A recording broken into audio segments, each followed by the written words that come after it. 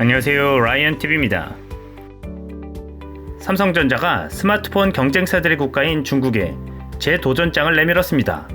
2013년까지 중국에서 20%의 점유율을 보여주며 1위를 차지했던 삼성 스마트폰이 그동안 가성비 좋은 중국 기업들의 약진으로 0%대의 점유율을 기록할 정도로 추락했었습니다. 다른 기업들이었다면 다 포기하고 나갈 상황이지만 삼성은 15억의 중국을 포기할 수 없었습니다. 중국에서의 재부흥을 꿈꾸고 있던 삼성전자는 5G 스마트폰으로 고가, 저가 전략을 택해 경쟁력을 갖춘 후 중국 시장을 다시 공략하게 되었습니다. 때마침 지난 11월 1일 중국 시장 내에서도 처음으로 5G 이동통신 서비스를 앞당겨 개통하게 되었습니다.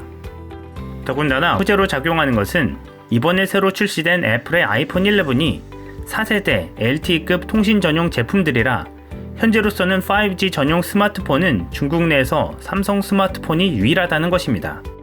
중국의 화웨이도 메이트 30의 5G 모델 출시가 뒤로 밀리고 있어 삼성전자의 선점 효과가 기대되는 상황입니다. 또한 중국의 통신업계들의 성장이 둔화되는 경향이 나타나자 중국 정부 주도로 2020년으로 계획했던 5G 상용화 일정을 이번 11월로 앞당겼다는 것입니다. 중국 정부는 올해 말까지 10개의 주요 도시와 40개의 지방 도시에 5G 서비스 제공을 계획하고 있고 2020년엔 340개의 도시로 넓힌다는 계획입니다. 2030년까지 중국이 5G 상용화에 투자를 계획한 금액이 300조 원을 넘을 정도로 상상을 초월하고 있습니다. 그만큼 중국 시장이 새로운 통신 방식에 목말라하고 있다는 반증일 것입니다.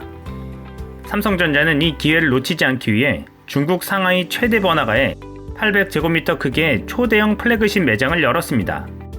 중국인들도 갑작스레 11월 1일 5G 상용화가 앞당겨지자 삼성 매장에 5G 스마트폰을 찾는 사람들이 2배 이상 늘었고 실제로 지난 10월을 기준으로 중국 내에서 삼성 5G 스마트폰 판매액이 중국 시장 점유율 20%를 넘었다고 업계는 말했습니다. 삼성은 트리플 카메라와 6.5인치의 디스플레이를 장착한 A2NS 모델을 17만원도 안되는 가격에 내놓아 선택의 폭을 넓힌 것도 점유율을 끌어올리는데 한몫했습니다.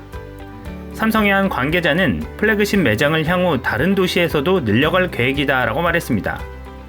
중국 시장에서 천국과 지옥을 맛본 삼성전자가 누구보다 앞선 기술 경쟁력으로 준비하고 있던 탓에 중국이라는 거대 시장에서 기회를 잡고 미소를 짓고 있는 모양새입니다.